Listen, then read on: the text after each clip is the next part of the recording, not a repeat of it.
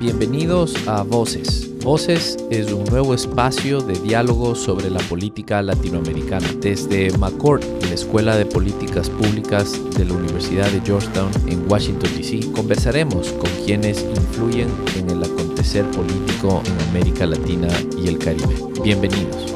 El día de hoy conversaremos sobre Honduras y para esto contamos con la presencia del embajador por Honduras ante la Casa Blanca, el embajador Marlon Tabora. Gracias, embajador.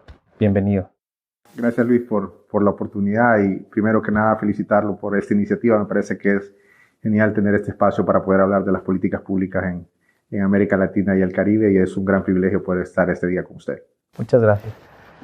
Bueno, obviamente no vamos a poder abarcar todos los temas y los aspectos relevantes e importantes de Honduras, pero partamos por un poco el tema, algo de actualidad. Honduras ha estado en la palestra de los noticieros. Obviamente por un fenómeno migratorio que viene, que no es nuevo, sin duda el flujo migratorio viene en ascendencia desde los años 90 de Centroamérica hacia Estados Unidos, pero sin duda se ha exacerbado en los últimos años.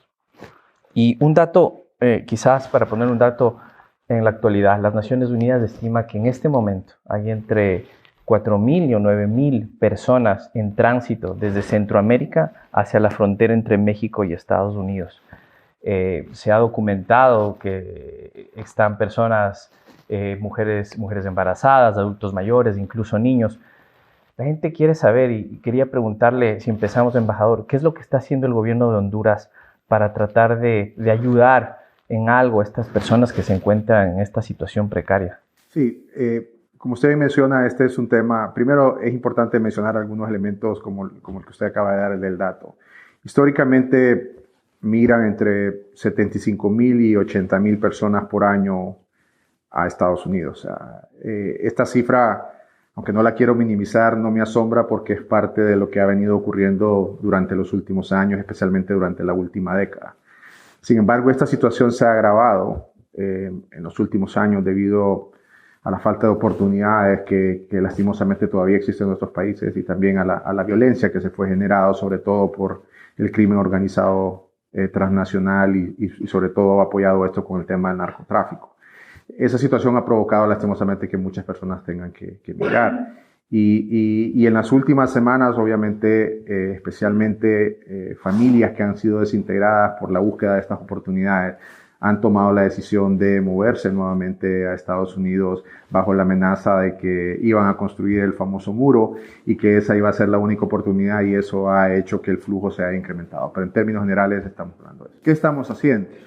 Yo creo que primero es importante mencionar que el migrar es un derecho humano, lo que no significa de que nosotros, y aquí quiero ser muy enfático, como gobierno lo que queremos es que nuestra gente se quede en el país y eso es una prioridad que para nosotros es fundamental. Una de las razones principales hace 3 o 4 años cuando inicia este flujo migratorio, especialmente con la crisis de los menores no acompañados en el 2014, era precisamente los temas de violencia. O sea, Honduras era, y en el 2012 fue declarado como probablemente el país más violento del mundo y de manera muy particular San Pedro Sula, que llegó a tener más de 100 homicidios por cada 100,000 habitantes.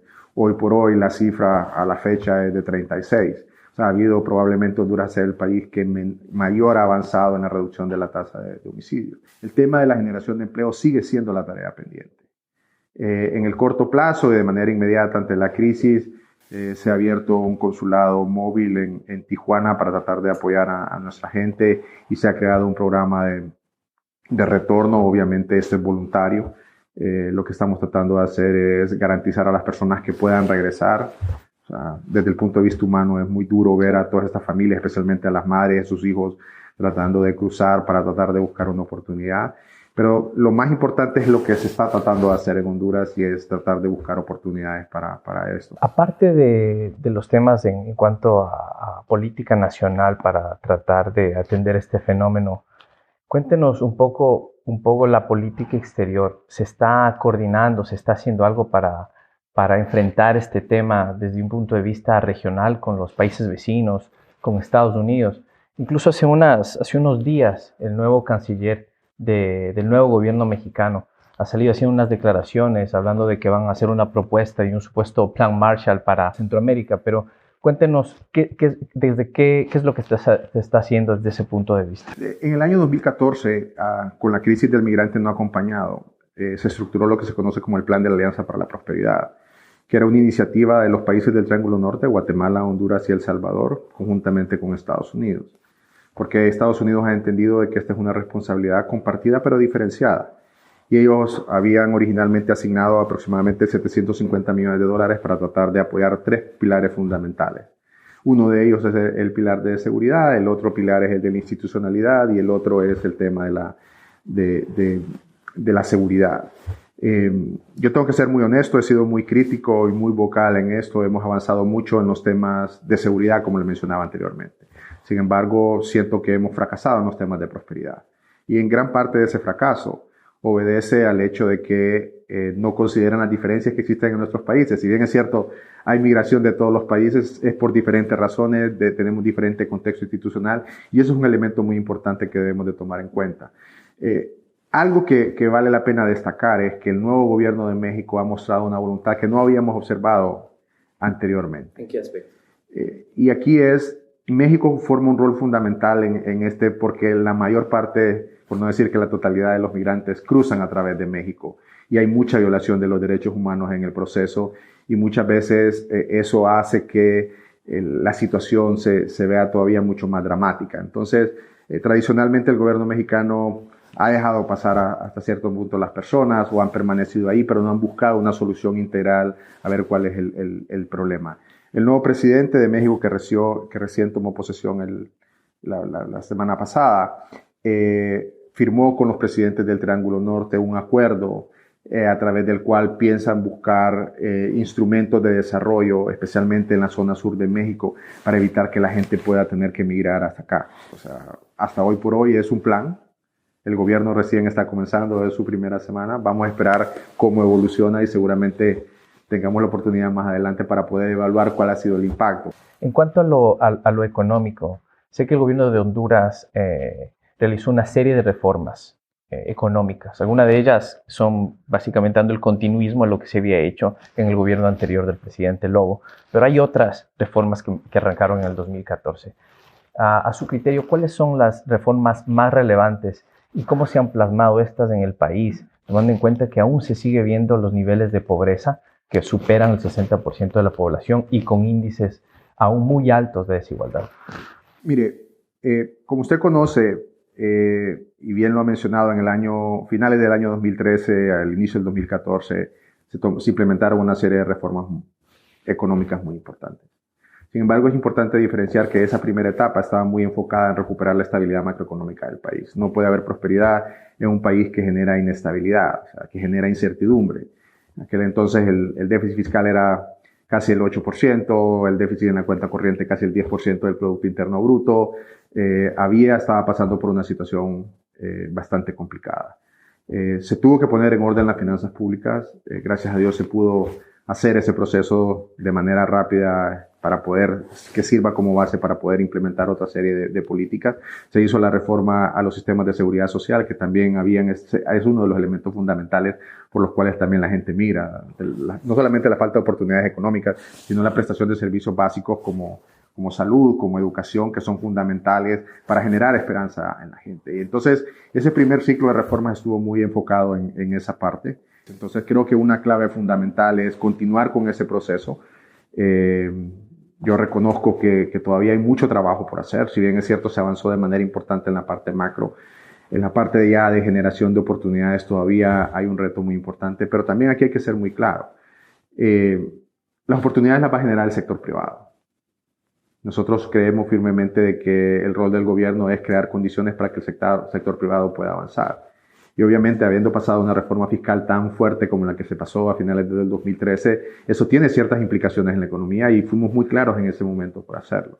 ¿Acaso no se priorizó enfocarse en la contabilidad fiscal, en poner en orden las cuentas, en detrimento a un enfoque más con políticas sociales para poder obtener una reducción de pobreza que se vea más a corto plazo? Sí, como le dije, seguimos viendo niveles de pobreza que no han podido bajarse del 60% y los niveles de desigualdad que, como usted sabe, esto empieza a crear una coerción de la sociedad. Sin duda, yo creo que ese es el reto más importante y aquí es importante mencionar. Como parte de la reforma fiscal se asignó el incremento del impuesto sobre ventas de 3% precisamente para financiar los programas sociales. Los programas sociales han venido funcionando y aquí yo creo que la pregunta más importante es, creo que es tiempo de hacer una evaluación si efectivamente la utilización de esa masa de recursos importantes, que es aproximadamente 1% del Producto Interno Bruto, ha generado el impacto que realmente se ha deseado. Probablemente en algunos aspectos la respuesta es que no. Y eso nos llevaría a nosotros, no solamente como gobierno, sino como sociedad, replantear el uso de esos recursos precisamente de una forma mucho más efectiva. Otro de los temas, inclusive, que usted mencionó es los índices del crimen y la violencia. Usted ha mencionado ya en el 2013 el mismo gobierno bajo decreto oficializó que una de las razones por la movilización forzada de sus ciudadanos es debido al nivel de violencia que ocurre en el país, que existe en el país. Usted ha mencionado algunas mejoras que están obviamente documentadas. Cuéntenos un poco cuáles fueron las políticas y los programas que el gobierno implementó. También acaba de mencionar un incremento en el presupuesto para las Fuerzas Armadas, etc. Cuéntenos un poco qué fue la estrategia del gobierno para obtener estos logros. Mire, yo quisiera mencionar 3 elementos en particular. Uno es el compromiso decidido del actual presidente de la República en la lucha contra el narcotráfico. En la medida en que hubo un enfrentamiento directo y ahí hubo un convenio trabajado de extradición con Estados Unidos para poder reducir el impacto del narcotráfico en los niveles de violencia de la población, creo que ese es sin lugar a duda un elemento muy importante. Eso pasó por fortalecer las Fuerzas Armadas, especialmente todas aquellas acciones que estaban enfocadas en la lucha contra el narcotráfico y el crimen organizado transnacional. Ese es un elemento muy importante. El segundo, y que me parece muy relevante desde el punto de vista de política pública, es todo el proceso de profesionalización y depuración de la Policía Nacional que había sido capturada. Ahí el apoyo de organismos multilaterales ha sido fundamental, pero también de países amigos, o sea, la ayuda de México, la ayuda de Colombia, de otros países de la región centroamericana en poder permitir el intercambio de información ha sido fundamental y creo que eso es un elemento que ha sido clave para poder lograr este objetivo. Y el tercero es la asignación de los recursos a través de la famosa tasa de seguridad, que eso permitió tener más recursos financieros para poder, que es un impuesto a las transacciones financieras para poder financiar los temas de seguridad. Sin embargo, ahí hay una tarea pendiente en los temas de transparencia, es decir, cómo se utilizan los recursos, que lastimosamente en nuestros países sigue siendo una tarea en la cual debemos de seguir avanzando. Embajador, al mismo tiempo que se han dado esos logros en cuanto a contener un poco el crimen, han salido no solo cuestionamientos, sino han salido críticas muy fuertes en Honduras sobre la violación de derechos humanos y libertades. Incluso el Alto Comisionado de las Naciones Unidas ha alertado sobre serias acusaciones en este tema.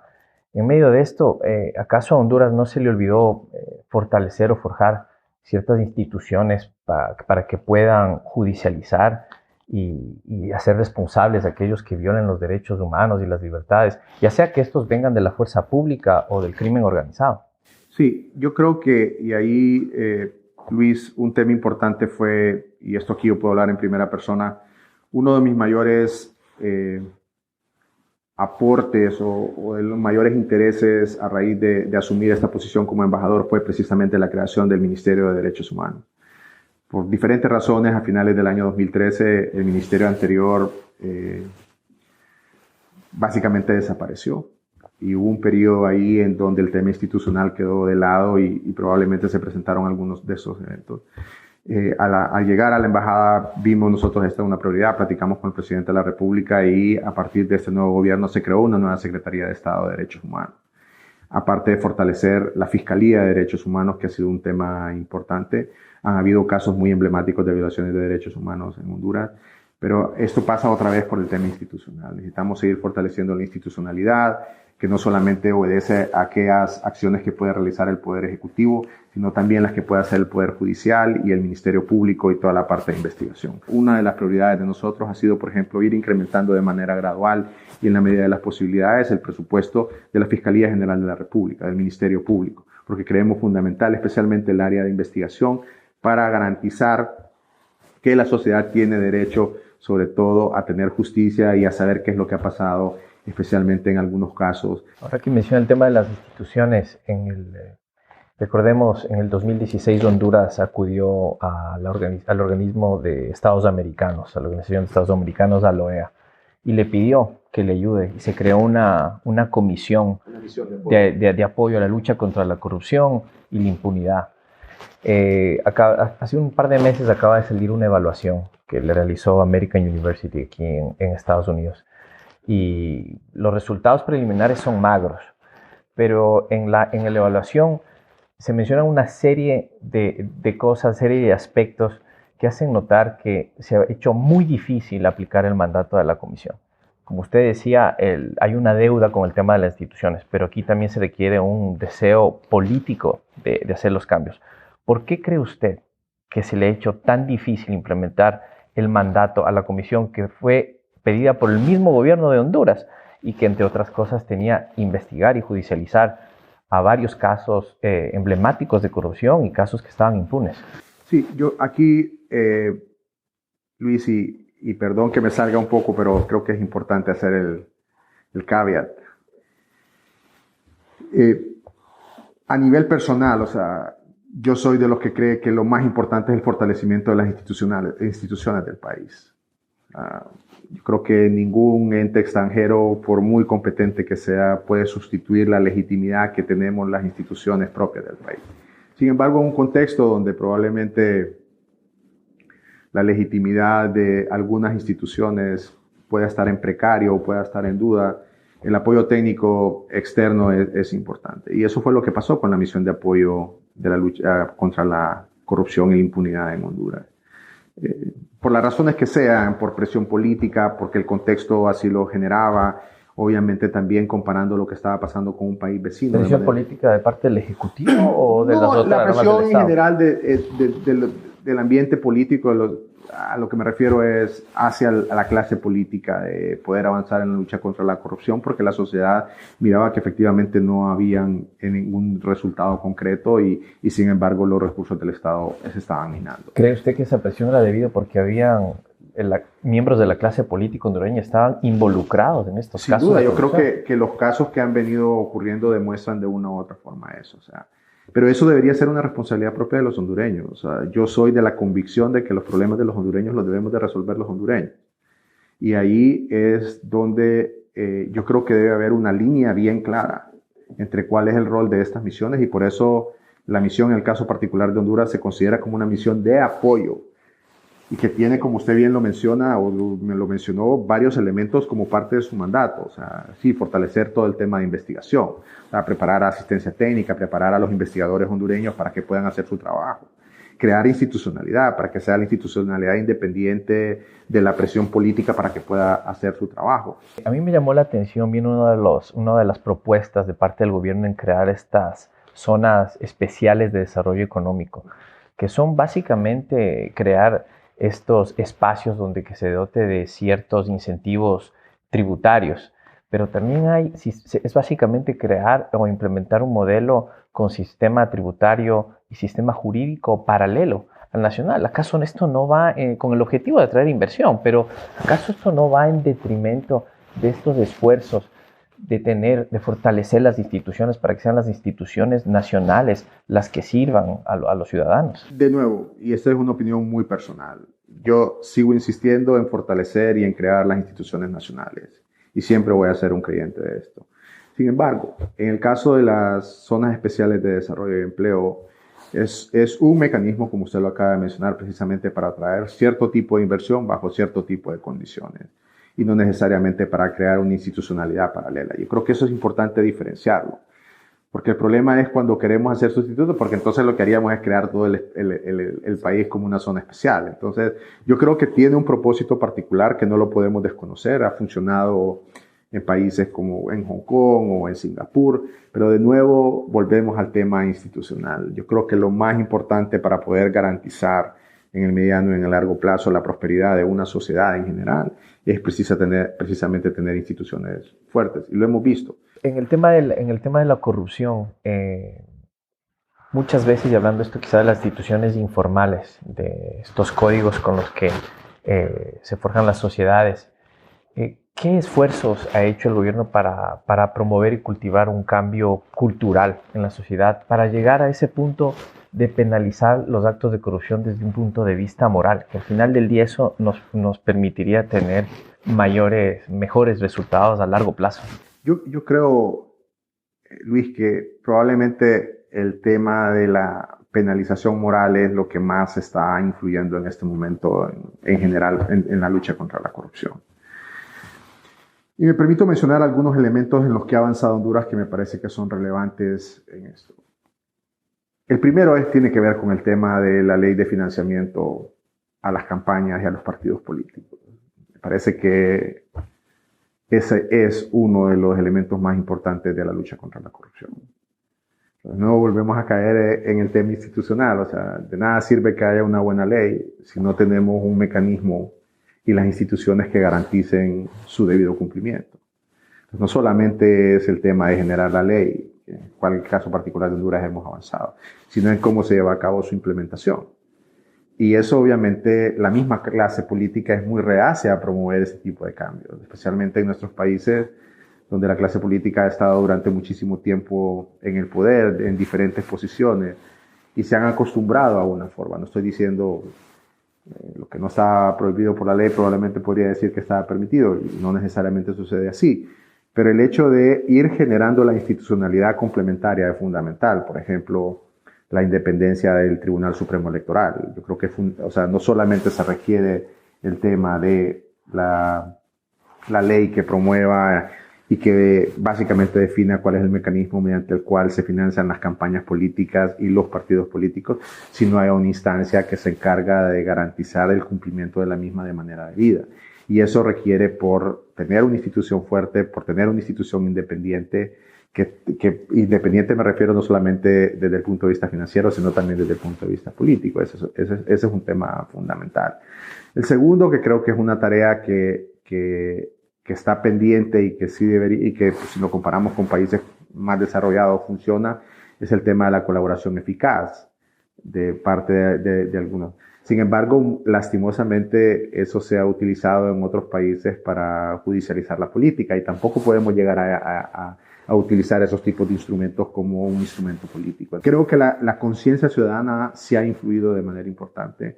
El tema de las redes sociales, por ejemplo, marca un impacto muy importante en el tema de la lucha contra la corrupción y muchos otros elementos. Sin embargo, no podemos dejarlo todo a la informalidad, a ese tipo de cosas o a la denuncia pública. Debe haber instituciones, digamos, algo que hicimos en Honduras fue la creación de tribunales especiales para juzgar los temas de corrupción y evitar que contaminarlos con otros mucho más especializados, con otro tipo de entrenamiento. Pero volvemos otra vez al punto. Institucionalidad, presupuesto, capital humano, y eso es un proceso que toma tiempo. Hablemos un poco al largo plazo. Usted bien sabe que el ejercicio del poder pone unos incentivos muy fuertes a los políticos para encapsularnos con una mirada muy cortoplacista y dedicarnos a apagar los fuegos que se van dando en la coyuntura. Con eso en mente, quería preguntarle un poco la visión que tiene del país hacia un futuro, en dos aspectos. El primero, en cuanto a los riesgos por el cambio climático. Sin duda, Honduras, al igual que el resto de países del mundo, especialmente los más vulnerables, pues, valga la redundancia, es más vulnerable a estos temas. Tiene la presencia de sequías muy fuertes que ya se empiezan a dar, inundaciones, desastres naturales, cambios drásticos en los ciclos agrícolas, un país que tiene mucha dependencia de la agricultura. Y en medio de estar en esta diatriba que es el discurso político, que es el pan de cada día en Latinoamérica, ¿cómo hacemos, embajador, para colocar este tema de manera permanente en la agenda política, que trascienda los discursos, que trascienda las discrepancias y que se trate quizá como un tema de Estado? Sin lugar a dudas, el tema de cambio climático en Honduras debería ser una de las 3 prioridades más importantes del país. Y lastimosamente no lo es. Para el presidente Hernández sé que lo es. Él ha sido un convencido y ha venido trabajando porque le ha tocado sufrir, pero volvemos al punto. O sea, se convierte en una política de gobierno o de una persona que está muy interesada en tratar de apoyar el tema, pero no en una política de Estado. Y creo que debemos de avanzar a ese tema. Honduras ha sido catalogado en los últimos años como por German Watch, que es un ente especializado en el tema de vulnerabilidad, como el país más vulnerable del mundo, especialmente a los desastres naturales, por ejemplo, especialmente a los huracanes y al exceso de lluvia, pero también al tema de las sequías. Y no lo hablamos, pero una de las razones principales por las que mucha gente migra es el tema de la sequía y la falta, porque muchos de ellos se dedican, como usted bien lo mencionaba, a la agricultura de subsistencia. Al no tener agua y todo lo demás se complica. Nosotros, y especialmente en estos últimos 2 gobiernos, ha venido trabajando mucho en el tema de conservación del agua. Pero no desde el punto de vista más de la sociedad, sino precisamente porque afecta directamente la sobrevivencia de muchas personas, especialmente los más vulnerables, los que tienen que sobrevivir y que al final, cuando no tener ni agua, ni cómo cosechar, ni nada, lo que deciden es migrar. No, algunos pueden migrar a Estados Unidos, pero otros migran a la ciudad. O sea, vemos clara cómo hay una migración también doméstica de gente que se mueve del área rural al área urbana y que complica las áreas urbanas porque no están diseñadas. Y probablemente en otro momento pudiéramos hablar de ciudades inteligentes, cómo diseñar para este tipo de situaciones, pero eso es algo que está pasando. ¿Cómo ponemos esto en la palestra política? Porque usted bien sabe, como economista, no habrá política fiscal que sostenga para poder ayudar a toda la demanda que va a generar estos desastres naturales. ¿Cómo le decimos a la clase política y también a la ciudadanía, a la sociedad, para que este sea un tema que trascienda los discursos del día a día? Mire, el primero es reconocer que vivimos una situación de esa naturaleza. Y creo que todavía hay una gran parte de la clase política que no lo entiende o lo ve como una oportunidad para poder hacer populismo, para poder hacer política, lastimosamente. Y eso pasa por tener una política pública o una política, en este caso, una política de Estado, que defina claramente de que los riesgos de cambio climático son una prioridad, especialmente en un país de Honduras donde han sido claramente identificados. Ya no es un tema de diagnóstico, sino es un tema de internalizar de que eso es. Entonces, yo creo que en el corto plazo pasa por asumir de que somos un país altamente vulnerable, en asignar los recursos para la prevención. Y esto forma parte de una cultura, o sea, es como el tema de los seguros. Nadie le gusta pagar el seguro porque cree que nunca le va a pasar, pero cuando ya le ocurre un evento, todo el mundo dice, valió la pena haber pagado el seguro, porque muchas veces son recursos que se erogan de manera permanente y que nadie los ve, pero que realmente lo que está haciendo es prevenir. Y otro, hay una serie de políticas de protección al cambio climático, del uso de materiales, del uso de las cuencas de agua, que creo que ahí nosotros como país hemos ido avanzando porque somos mucho más vulnerables, pero todavía, por ejemplo, el tema de la transformación de la matriz energética de los países. Eso es un elemento muy importante. El problema es que a qué costo. Claro. Honduras lo está viviendo hoy, con el tema de haber transformado su matriz energética a tener cerca de 50-60% ahora de manera renovable, pero el problema es el costo. Entonces ahora el problema desde el punto de vista de gobernabilidad es el costo de la energía, pero nadie lo asocia con el beneficio o porque en ese precio está implícito de una u otra forma todo lo que contribuye a evitar de que esto pueda tener un mayor deterioro en temas de cambio climático. Entonces, también hay un proceso de comunicación y educación que creo que tenemos una tarea pendiente, por lo menos a nivel de Honduras, que comunicar. Acabamos de ver la última encuesta del Latino Barómetro, que da unos resultados que demuestran que las sociedades latinoamericanas empiezan a tener un cierto desencanto con los sistemas democráticos. Obviamente Honduras no es ajeno a aquello. Eso junto a una realidad que Honduras tiene su mayoría de su población menor a 18 años. Muchos dirían que tiene un dividendo demográfico, pero también esto causa desafíos. Con estos dos temas, ¿cuál es su visión? ¿Cómo le ve a su país a largo plazo? Mire, personalmente pienso que, y siempre seguiré pensando, que con todas sus imperfecciones, la democracia es para nuestra sociedad el mejor sistema de gobierno que puede haber. Lo que necesitamos hacer es fortalecer la democracia, y de nuevo eso pasa por fortalecer las instituciones. Cuando las instituciones no son creíbles, y aquí voy a utilizar algo que en algún momento cuando estaba en cargo del gabinete económico se me criticaba mucho y yo insistía mucho en el tema de la credibilidad y la confianza. Y creo que eso es importante porque lo que ha perdido la sociedad es la credibilidad en el sistema. Los eventos de noviembre pasado. Los eventos de noviembre pasado, por ejemplo, los temas de corrupción, los temas de inseguridad, la falta de medicinas en los hospitales, el hecho de que en las competencias de educación ni siquiera aparecemos o cuando participamos no tenemos las calificaciones. Uno llama a pensar, ¿es exactamente eso lo que nosotros queremos como sociedad? Seguramente la respuesta es que no. Y por eso es que el tema del fortalecimiento institucional resulta fundamental para garantizar que la democracia siga funcionando. Y no solamente me refiero a las instituciones del Poder Ejecutivo, porque muchas veces uno habla de institucionalidad en el Poder Ejecutivo. Estoy hablando de que los mecanismos de elección del Congreso de la República funcionen, a nivel de gobiernos locales también, el tema del Poder Judicial. Al final, las instituciones que promueven la democracia, en este caso el Tribunal Supremo Electoral, necesitamos los mismos partidos políticos, porque los partidos políticos también están viviendo una crisis. Parte de lo que está del problema de la democracia, y Honduras no es la excepción, tiene que ver con el problema de los partidos políticos. Entonces, sin lugar a dudas que tener una gran volumen de la población, una gran porción de la población joven, genera un reto desde el punto de vista social, porque demandan precisamente de cosas que probablemente la clase política no está dispuesta a dar. Y ese probablemente es, en mi opinión muy particular, hacia dónde debemos de caminar. El tema de las reformas políticas, el tema de las reformas sociales es fundamental para garantizar la sostenibilidad del sistema democrático en el país. Probablemente con una visión diferente. Hay algunos que pueden criticar el modelo económico, eso es discutible y yo creo que eso es parte de la sociedad, al final lo va a tener que ir definiendo, igual su sistema social.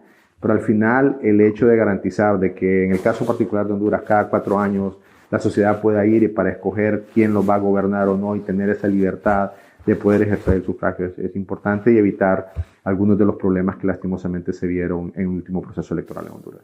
Embajador, muchísimas gracias por venir y estar con nosotros en este primer episodio. No, gracias nuevamente, es un privilegio poder regresar a esta mi casa y qué bueno poder compartir de estos temas con ustedes. Muchísimas gracias. Muchas gracias a todos por acompañarnos y les esperamos en el próximo episodio, en este espacio de diálogo en temas políticos de América Latina y el Caribe, desde aquí, desde McCourt, la Escuela de Políticas Públicas de la Universidad de Georgetown. Hasta la próxima. Muchas gracias.